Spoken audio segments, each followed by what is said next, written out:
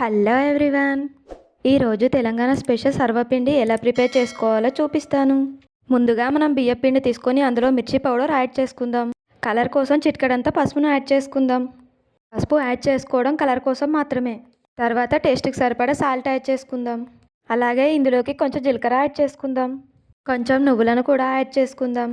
నువ్వులు నేను చూపించినవి కాకుండా ఇంకా ఎక్కువ కూడా వేసుకోవచ్చు. కొంచెం చిన్నగా కట్ చేసుకున్న కరివేపాకు యాడ్ చేసుకుందాం.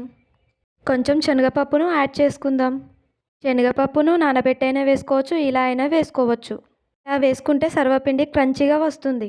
తర్వాత ఒక పెద్ద ఉల్లిపాయను తీసుకొని ఇలా సన్నగా కట్ చేసుకొని ఇందులో కొంచెం ధనియాలు తీసుకోవాలి. తర్వాత ఇలా కచ్చపచ్చగా దంచి ఇలా పేస్ట్ చేసుకోవాలి. ఈ పేస్ట్ వేయడం వల్ల టేస్ట్ కూడా చాలా బాగుంటుంది.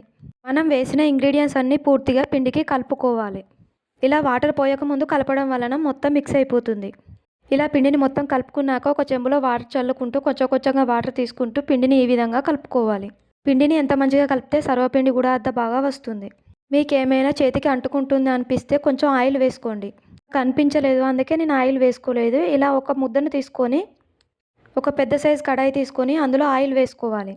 మనం తీసుకున్న ముద్దను ఈ ఆయిల్లో వేసుకొని కొంచెం కొంచెంగా ఇలా ప్రెస్ చేసుకుంటూ ఉండాలి. ఈ మందంగా కాకుండా మరీ సన్నగా కాకుండా మామూలుగా ప్రెస్ చేసుకోవాలి. మరీ లావుగా ఒత్తుకున్న పిండి పిండిలా ఉంటుంది. ఈ విధంగా చుట్టూరంగా ఒకే సైజులో ప్రెస్ చేసుకుంటూ ఇలా హోల్స్ చేసుకోవాలి.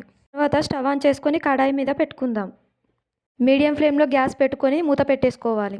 ఒక 5 నిమిషాల తర్వాత తీసి చూస్తే సరిపోతుంది. చూడండి ఎంత బాగా వచ్చిందో. ఎక్స్ట్రా ఆయిల్ కూడా ఇలా పైకి తేలిపోతుంది. ఇలాగా స్పూన్తో తీసుకొని ఇలా నూనెను వంపుకోవాలి. ఈ ఆయిల్లోనే మళ్ళీ ఇంకొకటి చేసుకోవచ్చు. ఇలా వేరే ప్లేట్లోకి షిఫ్ట్ చేసుకోవాలి. టేస్టీ అయిన సర్వపిండి రెడీ అయిపోయింది. ఇలా కొంచెం ఎర్రెర్రగా కాల్చుకుంటూనే టేస్ట్ కూడా బాగుంటుంది.